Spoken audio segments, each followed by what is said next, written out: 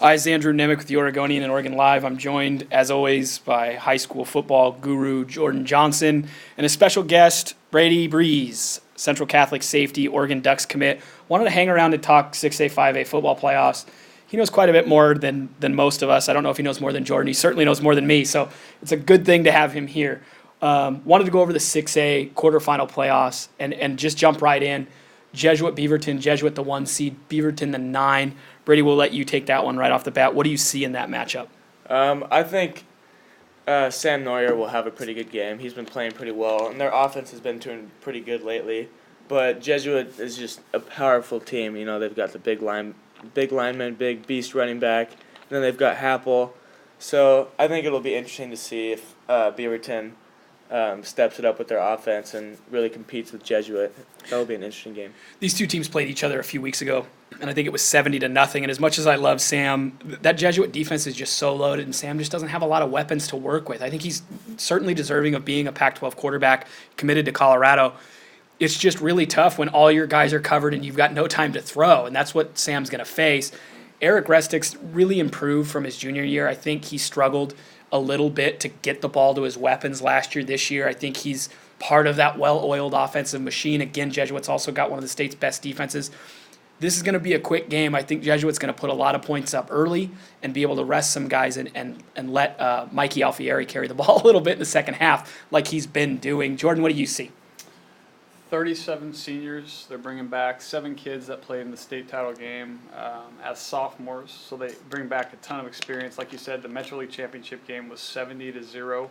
I don't really see Beaverton hanging in. Obviously, I love Sam, but it's one of those things where Jesuit is just in a class of their own right now. They beat up Beaverton beat Willamette and Tualatin, got a good win over a Tualatin team last week. But Jesuits, beat Westview soundly, very convincingly last week. And Westview, Austin City, was one of the hottest teams in the state. So, we'll call it 50 versus 70 this week, I guess. I think it's just to be honest. I think it's going to be like 63-7, something like that. Last week, Tally had 283 yards and 5 touchdowns in the first half. I think he has similar numbers. I think he's over 200 with a few touchdowns in the first half. I think Happel's probably going to be a little more involved. He only had a couple catches last week. He'll be a little more involved offensively, and I think they probably have a running clock in the second half. Unfortunately, as good a season as good a team as Beaverton is. Demetrius Douglas is back and healthy. I'm a big Demetrius fan. Trey Lowe. Pick your poison, right? These guys are they got players everywhere. So I think it's going to be tough for anyone to beat, not to get ahead of ourselves, but a potential matchup from that 61-55 double OT game next week with Sheldon Jesuit will be interesting. Very likely could happen. I got to say, Demetrius Douglas had a chance to see him in person.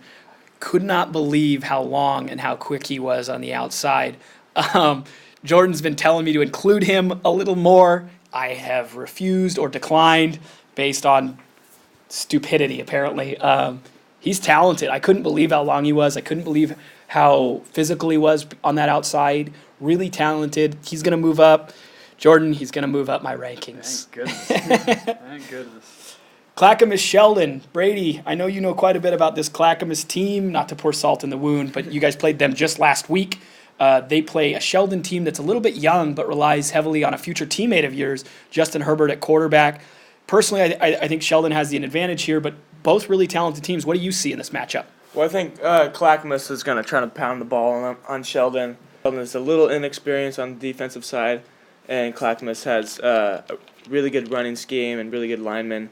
But Sheldon has, the unbelievable quarterback, and I think their offense will just kind of pick apart Clackamas' defense. So I think Sheldon will come away with a win this Friday. Justin Herbert's a guy that has been on the radar, but a lot of you guys hang out together. A lot of the commitments, I know you've played on teams with Trevon, with Lamar, obviously, but a number of those guys all play together. Justin's been a guy that hasn't really joined you in that. How much have you gotten to know him since his commitment to Oregon, or is he still somebody that you don't know particularly well, which is strange because you know everybody in the state? I think he's one of the only guys that I've never met that is a commit, so it's kind of interesting to have an in-state guy that lives in Eugene that has never been to a game. But I've talked to him on the phone a little bit, and he seems like a really great guy, so he'll have a great time at Oregon. And you're at quarterback. and you're projecting him for a win, right? Yeah. Jordan, Clackamas, Sheldon. I mean, Sheldon, as you referenced in the previous podcast, is actually really young. Their line is young. Tanner Zenke, Zach Deal, both first-team All-League kids. But they are, once again, Lane and Marty Johnson do a phenomenal job. And I think they'll get the win, but I haven't given Clackamas enough credit all year. And I didn't really give them a chance last week against Central. And give credit where credit is due. Wyatt Hutchinson, the quarterback, has done a really good job this year, just kind of keeping things together and leading that team. Richie Moxerat, their big tailback, 6'3", 205, has done a phenomenal job, gone for over 1,000 yards this year. And they've got players. So give Joe Bushman and that group a lot of credit. They deserve to be there. And, I'll go Sheldon by 20 plus. But that's not to discredit what the Cavs have done. I saw Clackamas at their worst. I saw them lose to Oregon City 62-14, and I saw that sideline, and they were so down.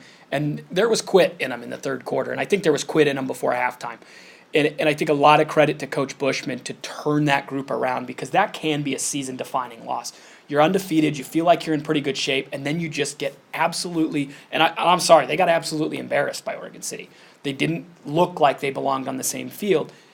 And they turned that around. And that's not an easy thing for a coaching staff to do with young kids. People forget, these are teenage boys. You get thumped by 45 points or so on the road. And it's hard to recover from that. And they did, and they played hard. They got through South Medford. They beat a very talented Central Catholic team. And instead of rolling over and saying, we're kind of afraid of our schedule going forward, they turned the tide. Again, credit to Coach Bushman. Oregon City, Westland. It's the game I'm covering. I'm really excited about it. I'm not going to do the whole thing that everybody does on TV where they can't talk about the game they're covering. I think that's stupid. It doesn't cloud your judgment in any way. Westland, the 3 seed, Oregon City, the 11 seed, maybe some injuries. I know Elijah Molden's banged up. Not sure if he's going to play. That game is going to be really exciting. I think Oregon City's much improved. Brady, what do you see from Westland, Oregon City? I think Trayvon is going to have a great game. But also, Westland has Elijah Molden, and he's probably the best corner in the entire state. And that'll be a good matchup with him and Trayvon. So I don't really know who's going to win this game. This will be an interesting game. Oregon City's offense has been killing it all season, and so is Westland's. Westland has a really good defense, so we'll see what happens. This is going to probably be definitely the closest game on Friday, so we'll see what happens. You got to make a call. I'm putting you on the spot. Who do you got? I think Westland might come in with the win because they have one of the best lineman groups in the state. So I think Westland might pull away with the win with Timmy Tawa leading the offense. I like it. Speaking of Timmy Tawa, he needs, just to reiterate, 523 yards to break the all-time state record. The all-time state record is 4,046. So he's currently at 43 touchdowns and 2 picks. Definitely notable and worth mentioning. I think Oregon City is the hottest team in the state. I've said that before, especially the last few weeks, and I think they have a legit shot. I mean, most games I'll lean one way or the other. I think this is a legit coin flip. So I think Oregon City could pull. And I'm a big Westland advocate. I am. I like the program. I like what Chris Miller, Cody Coppage, and Connor Bergeron have done a phenomenal job at the receiver spot. Blake Fletcher, Sam Chitty on the defensive side of the ball, phenomenal. Jake Porter has done a great job. So those guys deserve all the credit in the world. But I give Oregon City a real shot here. And if you're going to make me pick, I'm gonna. I will. And I love Westland, but I'll go OC in the upset in this one. Yeah. Who set that record? The passing record? Was that Taylor Barton? 1997. So funny story. I was a ball boy for Oregon City the year he set that record, and I believe they played Beaverton. So I think I remember. I mean, they either played him the year before that or that year. It was the year before. Was it the year before? Were you on that team? Yeah. So I was a ball boy for your high school game when I was in the third or fourth grade. We were 10-2, and we lost our opener to Oregon City, and we lost in the quarterfinals to Oregon City. Yeah. So we were 10-2 and lost both games to Oregon City. So never mind. I'm not going with Oregon City. Change it. Anyway, I just thought it was weird that I had that connection with that record. Yeah. I think Westland's going to be able to throw on Oregon City. I think Oregon City does a great job up front. They're really talented up front, but I think Westland is going to be able to throw the ball and open things up a little bit. I think Brady brought up a great point. that Elijah Molden, Trevon Bradford matchup on the outside is probably the best matchup in all of the playoffs. It's two Pac-12 level talents. The question's going to be, is Elijah healthy? I know he's got a little bit of an ankle injury stemming from last week. Not sure if he's going to play. The last time they went against each other for only a half. Unfortunately, Elijah got banged up again. Trevon didn't have a catch in the first half against Elijah Molden. Elijah came out in the second half. Trevon had over 100 yards. That's how big a factor it is. It might be a 200-yard difference whether Elijah can play and cover Trevon or not. I give the edge to Westland. If Elijah doesn't play, I agree with you guys, it's a coin flip. If Elijah's good to go, I think Westland wins it by 2 touchdowns. That's no disrespect to Oregon City. I just think Westland has one of the most dynamic passing attacks in the state, and it, obviously about to break some records, maybe ever.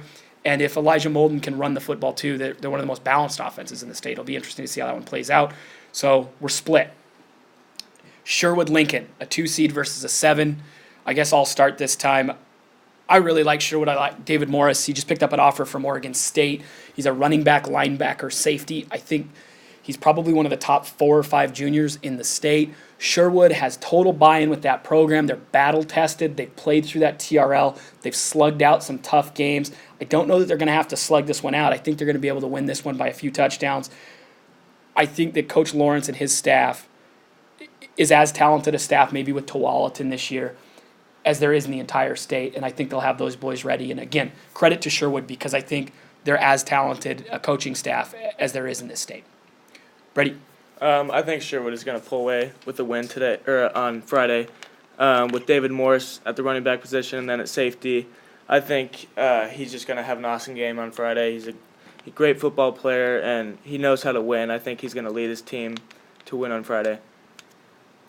Speaking of David Morris, Brady, David Morris, Elijah Molden, and Anthony Adams in the same defensive backfield. Just on a side Stupid note, this summer, yeah. The other team doesn't score, they don't win. That was our secondary this last spring, so pretty crazy. But yeah, with Lincoln and Sherwood, don't be late for the game. I'm not sure if it's going to last an hour, so they will be doing the same thing with regards to their offense. And I give Lincoln a lot of credit. I actually took to beat Grant's pass last week and not 42-14 like they did, but you know, you're always skeptical with the PIL and what they're going to do. And Lincoln's done a really, really good job. Their coaches should be commended for getting things in line like they have, and they're undefeated for a reason. So I think Lincoln might give Sherwood a better game than people think. But Sherwood, like you said, is extremely talented and playing better and better every week, convincingly blasting everybody. And David Morris, as I've talked about many times, is the real deal. The kid's averaging 15.1 yards a carry, 18.8 yards a reception, and I think he's going to have a bunch more offers to go with his Oregon State offer that he got last week. I think it was our very first podcast. We said the ideal scenario is if the committee gets it right and 1 through 4 has Jesuit, Sherwood, Westland, Sheldon, and they end up playing in the semifinals, and it might happen. I am like a giddy schoolgirl. I don't care about those matchups. I am so excited to see potentially those semifinals. I think that's how it's going to shake out. If Oregon City can get Westland, Oregon City Sherwood excites me just as much. I don't know that we've had a better group of 4 teams in the state semifinals ever in this state. I think all 4 of those teams are legit and could win a state title, and I have no idea what's going to happen. I cannot wait to see those matchups if that's how it ends up playing out. I agree with you. Last year with Central Catholic and Tiger, no disrespect to Tiger, but we all kind of knew what was going to happen going into the state title game. So Tom Brady. to have 4 relatively even and quality ball clubs, I would agree with you, is definitely fun. Quickly, 5A.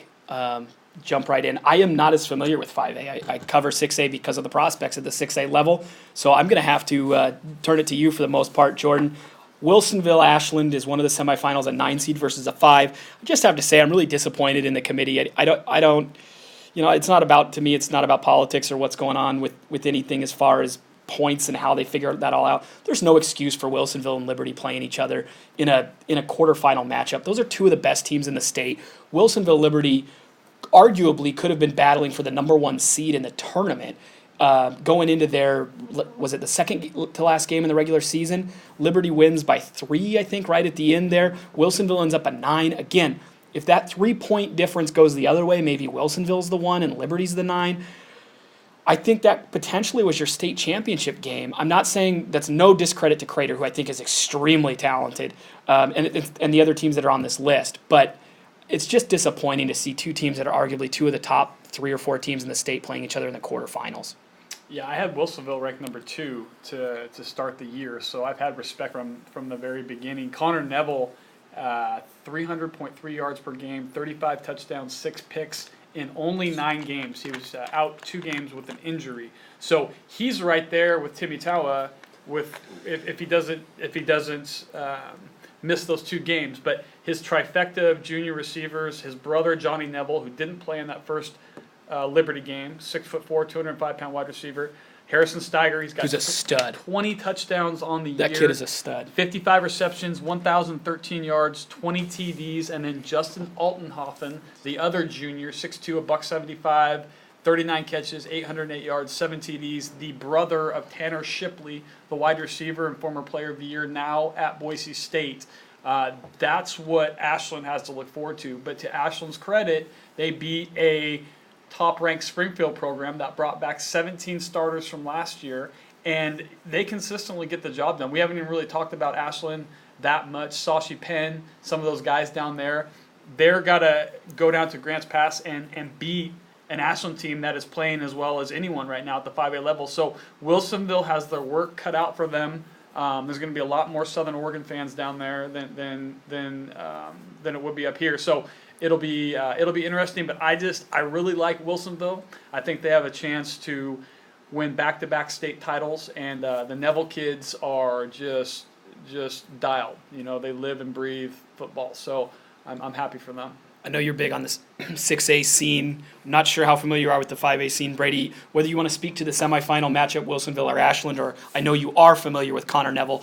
I'll give you the floor. Wilsonville, Ashland. What do you know? What do you think? I think Shashi Penn is going to have a great game, but I think Wilsonville has a few more weapons than Ashland does. Ashland just kind of has Shashi. He's kind of like their big guy. He plays both sides of the ball, dominates on both sides of the ball, but Wilsonville has 3 guys that are kind of like that, so I think Wilsonville might come away with the win, but Shashi could, pull up an upset, kind of leading his Ashland team.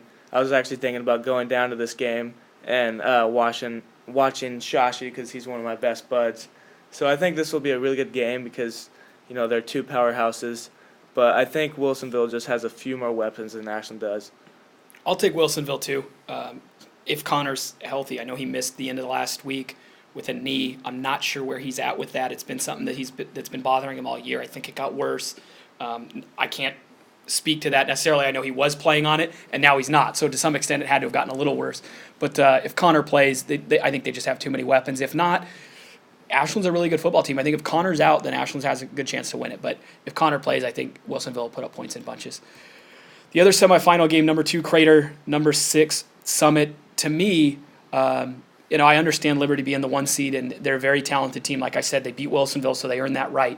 But there's a legitimate argument that Crater deserved to be a 1 seed. Crater's extremely good, and I think probably the favorite to win it at this point. I mean, I could be wrong there. And then Summit, always good. I know they missed John Bledsoe last week. He was out, their quarterback. They're missing Cam McCormick, an Oregon commit, plays tight end and defensive end for them. So they're missing arguably their top 2 players. How do you see Crater Summit shaking out? So they're also missing Kyle Cornett. A lot of people don't know about Kyle Cornett. He's a good football player too, yeah. Over 1,100 rushing yards as a sophomore, second team all-conference, double-digit TDs. He's gone as well. So Summit, regardless, has played as well as any 5A team in the state of Oregon all year long. Deserve a ton of credit. They're 10-1. Bledsoe, 31 TDs, 25 passing, 6 rushing, 2 picks. So he has had a really good year and been one of the primary reasons they've done as well as they have. That said, Crater is, having their best year maybe ever. Yeah, and, maybe ever. Matt Struck, 6'3", 210, doing his thing. But Calvin Gillespie is a kid that is absolutely gone off. 1,321 yards, 20 touchdowns on the season. They beat Central 24-21. They almost got beat last week. So this is another matchup. You could have this go either way on both semifinal sides. So I'll give Crater the slight edge, and that's going to depend on whether Bledsoe plays or not. Sure, I agree. But Summit's playing outstanding football, and Crater's going to need to show up, and it's going to be another very similar game. Marlon Tuipulotu, the most recent Duck offer, the dominant defensive lineman, Force Central. Yeah. Out of Independence, Oregon, will cause havoc for the Comets. So that's going to be another really good ball game, and both of these semifinal matchups were close. So will be close. So it'll be fun seeing who winds up in the title game. Summit Crater thoughts? I think Crater's going to end up pulling away with the win. If Summit had Cam McCormick, because he's probably the best tight end in the state, arguably one of the best on the entire West Coast.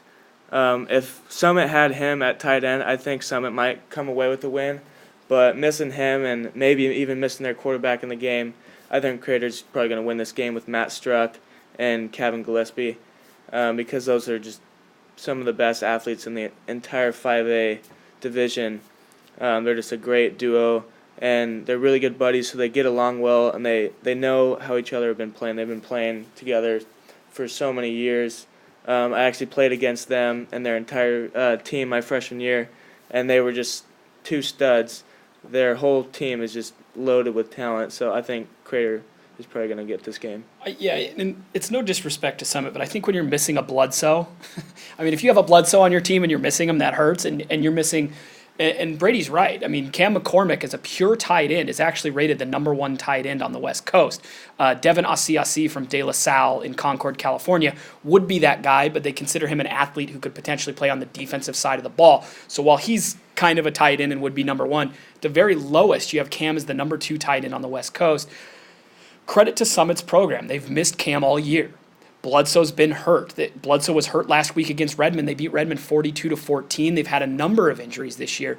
That program is deep with another unbelievable coaching staff. And I know I said Sherwood and Tualatin have two of the better coaching staffs in the state earlier. I think at the 5A level, Summit has the best coaching staff. They have guys that have been there and know how to put their kids in a position to win. They've built a program and built buy-in, even with the injuries they've had. They've got a legitimate chance to beat this Crater team because they are so deep, they are so talented, and they are so good at game planning. So huge credit to Summit, whether they win or lose to Crater. I think if they're healthy, Summit's arguably the favorite to win this state title. Unfortunately, the injury bug got them this year. But again, a lot of credit to Summit. They're a very good team. If I had to pick, I guess I'm saying Crater because I don't know what's going on with Bledsoe, and I know Cam's not playing. So we'll see. It should be fun. Championship predictions, 6A, 5A. Do we want to go there? Are we scared to go there? Start with 5A. I'm going to go Wilsonville. Once again, it's going to come down to health. If Connor's playing, I think Wilsonville's definitely got the momentum, and the guys on the outside, if you go 6'4", 6'4", 6'2", and then have a bunch of other versatile athletes separate from that, Connor can pick you apart. So I'll take Wilsonville at the 5A level. What do you got, Brady? I think Wilsonville too. They've been playing so well offensively, and the Crater game, Crater could pull away with the win with their powerful offense and their big, strong linemen. But I think Wilsonville just once again has so many offensive weapons that Connor Neville can throw to that it's just almost a disadvantage to the other team. I gave you guys such a hard time about not making picks, so I know I have to make one. It just seems unfair. Now I'm mad about it. Wilsonville might not have Connor. Summit might not have John Bledsoe. That's such a blow to both those teams not to have those. If everyone's healthy, I see it being a Wilsonville Crater final, and then I think it's a coin flip. I'll give it to Wilsonville, with the asterisk being that if Connor Neville's not hurt, I think Crater probably wins the state title. But we just don't know where Connor's at right now, and unfortunately, he doesn't. I don't know if he knows for sure yet either. So let's hope everyone's healthy. Let's hope John Bledsoe gets to play this week. Connor Neville gets to play this week, and we get to see, for the most part, a full arsenal from both teams. 6A level, still a lot of teams left. It's really early. I think we all feel pretty confidently that it's going to be Sheldon and Jesuit, and then either Westland, Oregon City, against Sherwood. Jordan, do you have any idea who's going to win this thing? Yeah, I'm going to go out on a limb and take Jesuit. Wow. Look out. No, I think Sherwood's playing really, really good ball. I mean, it all, once again, it comes down to who's healthy, who's not. I mean, in all reality. So Jesuit is so deep and so experienced with what they had. Literally seven guys start 3 years ago as sophomores in the state title game, and have 30 plus starts under their belt. So that's a lot of just talent plus experience.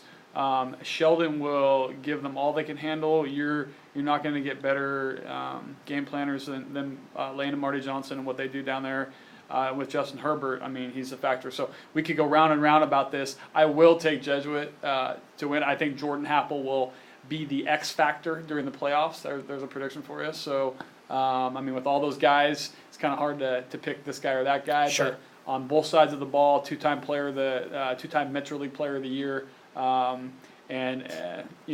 take Jesuit to win the title. Brady? I think I might have to agree with Jordan Johnson on that, because Jesuit has just been playing so well all year. They've just been consistently pounding teams, and they just use that power offense. They play just like Stanford, and then they also attack people with the passing. Once they start to adjust to the run offense, they hit someone deep, and they're just a smart team, and they're so experienced, and the size difference from other teams is just insane, because Jesuit has been working so hard in the offseason, and they're right where they need to be at the end of the season. So I think Jesuit might end up winning the state championship. I kind of wish, selfishly, that Westland and Sherwood would have been not put at the 2-3, because I honestly think this year the final probably should be Jesuit and Sheldon, and that's no disrespect to Westland, Sherwood. We've just seen it already, and I think it'd be fun to not have those teams play each other again in the semis.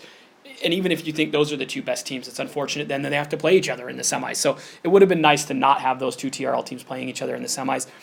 I think the winner of the Jesuit-Sheldon game, if it happens next week, will win the state title. And the last time they played, it went to double overtime. I think Jesuit's deeper, and I think Justin Herbert is the most explosive player in the state. I think he creates the most opportunity. He puts the most points on the board of any player in the state. No disrespect to Tim Tawa or his family, if they may be listening. I think Tim's an incredibly talented kid, and their offense is incredible, but Herbert's having to do it with not as many tools. So I'm going to take Jesuit, I guess, to win the title, with the caveat that I could really easily see Sheldon playing them in another close game, and if Sheldon wins that game, I think Sheldon wins it. As far as Sherwood Westland, which is what I think it's going to be, I know you guys have talked about Oregon City. Sherwood needed to kind of pull out all the tricks to beat Westland, and I think Westland got caught off guard because they were up 2 scores late. And not that they called off the dogs, but they didn't run, I think, their smartest offense. I think they went a little conservative, they went a little safe, and they got beat. I don't think that happens again. I think if Westland and Sherwood were to play each other again, I think Westland wins a close one. So I think what we're going to see is probably Jesuit, Westland in the final. Guys, thanks for joining me.